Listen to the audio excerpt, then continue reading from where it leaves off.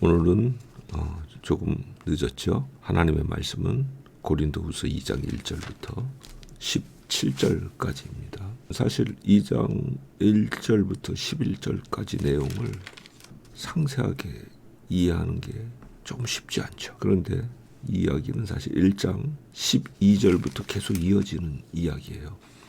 그냥 간단하게 정리를 해볼게요.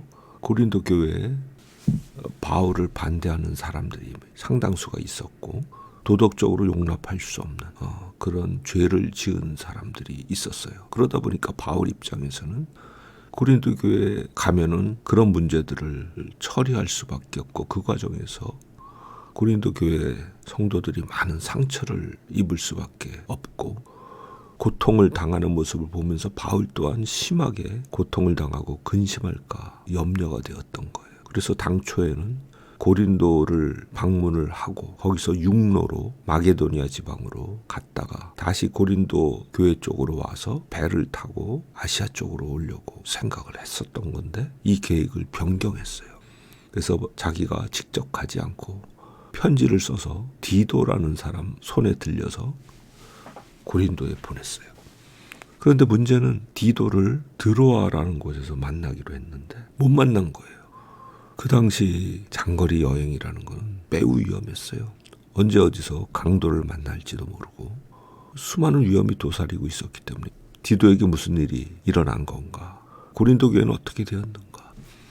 그래서 바울이 많은 걱정을 하게 됐던 거예요.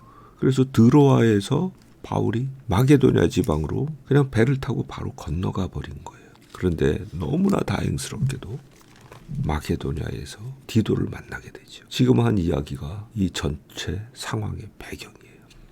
2장 12절에 그런 이야기가 나오죠. 내가 그리스도의 복음을 위하여 드로아의 이름에 주 안에서 문이 내게 열렸으되 내가 내 형제 디도를 만나지 못하므로 내 심령이 편치 못해. 그래서 저희를 작별하고 마게도니아로 갔다.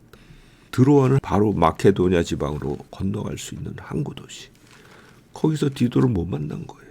그러니까 복음을 전할 수 있는 문이 열렸음에도 불구하고 마음이 편치 못해서 마게도니아로 갔던 거예요. 그런데 마게도니아로 가서 어떻게 되었느냐?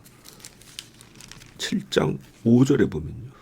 마게도니아에 이르렀을 때도 여러 가지로 마음이 힘들었는데 6절에 보면은 디도를 거기서 만나게 된 거예요. 디도를 만나고 큰 위로를 받았어요. 왜냐하면 바울이 보낸 편지를 고린도 사람들이 받고 나서 고린도 사람들이 진심으로 애통하면서 회개하고 바울에 대한 진정한 사랑의 자세로 회복이 됐던 거예요. 그 소식을 바울이 듣고 너무너무 기뻤어요. 그래서 그 감정을 여기 2장 14절부터 표현을 하고 있는 거예요. 비록 근심하는 과정이 있었지만 바울은 여기서 14절에 너무너무 확신에 찬 담대한 이야기를 하고 있어요. 항상 우리를 그리스도 안에서 이기게 하시는 분이 바로 하나님이시다. 이기게 한다는 건요. 싸움의 과정이 있었다는 뜻이에요. 고통의 과정이 있었다는 뜻이에요. 그렇죠? 그런데 결론은 이깁니다. 자 보세요. 우리로 말미암아 각처에서 그리스도를 아는 냄새를 나타내시는 하나님께 감사한다. 여기서 이김이라는 것은 바울이 근심하던 상황이 하나님의 놀라운 도우심으로 해결이 됐다는 거예요. 너무나 잘 해결이 됐어요. 고린도 교회도 회개하고 회복이 되었죠.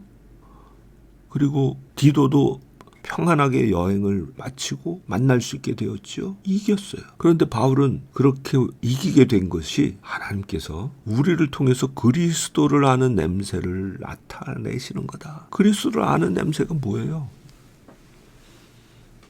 자, 이 상황에서 생각해 보면요. 바울이 근심하던 문제가 해결된 거예요. 그것도 쉽지 않은 문제가 해결됐어요.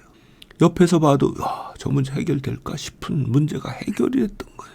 어떻게 해요? 이 세상을 다스리시는 하늘과 땅의 왕이 되신 그리스도께서 친히 개입하심으로 해결이 된 거예요.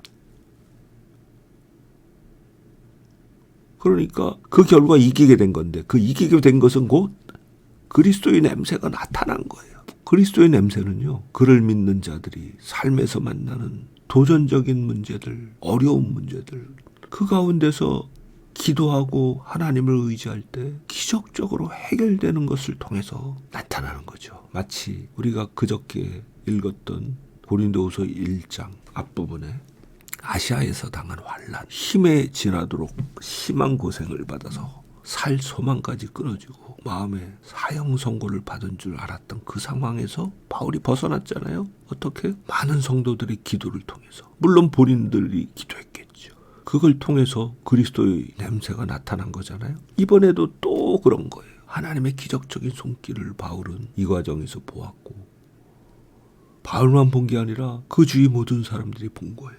그리스도의 냄새를 나타내는 그런 일이 벌어진 거죠. 그래서 15절에 다시 한번 요약하죠. 우리는 구원 얻는 자들에게나 망하는 자들에게나 하나님 앞에서 그리스도의 향기다. 흔히 그리스도의 향기다 이러면은 예수님 믿는 자들이 올바른 행실로 하나님 앞에 영광을 돌리는 것, 그렇게 생각을 하죠. 그러나 이 문맥상에서 그리스도의 향기라는 뜻은 그런 모든 어려운 상황에 처했을 때 하나님의 기적적인 개입으로 거기서 벗어나고 건짐을 받고 그걸 통해서 그리스도께서 개입하셨다. 이게 뚜렷이 보여지는 것. 그것을 그리스도의 향기라고 표현하는 거예요. 우리는 어딜 가든지 그리스도의 향기를 나타내는, 그리스도의 냄새를 나타내는 그런 존재로 우리는 부르심을 받았다는 거죠. 그런데 이 냄새가 망하는 자들, 주님을 믿지 않는 자들에게는 사망에서 사망에 이르는 냄새가 돼요. 왜 그럴까요? 그리스도의 실제적인 다스림이 임하는 것이기 때문에 주님을 대적하는 자들,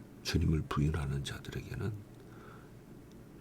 그거는 공포가 되는 거고요. 실질적인 멸망의 자리까지 이르게 되는 거예요. 사도행전을 읽어보면은 바울이 복음 전하는 것을 대적하던 박수무당 바예수는 어떻게 됐어요? 장님이 됐잖아요.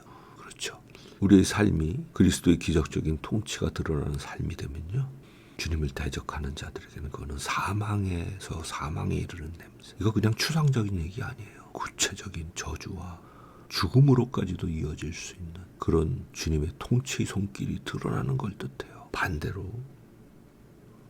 구원 얻는 자들, 주님을 사랑하는 자들, 주님을 바라는 자들에게는 이건 생명에 이르는 냄새예요. 그런 놀라운 그리스도의 향기를 주님의 사람들을 통해서 맡으면서 주님이 이 땅에서 다스리시네. 사도행전에도 유두고가 졸다가 떨어져서 죽었을 때 바울이 그 위에 엎드려서 유두고가 살아났어요. 그런데 그 후에 어떻게 기록이 돼 있어요?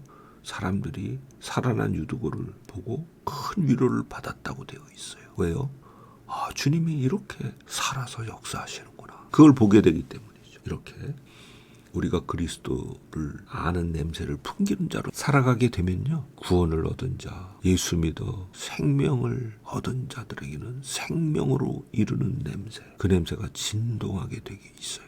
이 땅에서 살아가는 동안에 그리스도의 향기를 풍기는 그런 기적의 삶을 오늘도 살아내는, 주님 앞에 영광이 되는 아름다운 삶이 되기를 간절히 바랍니다. 아멘.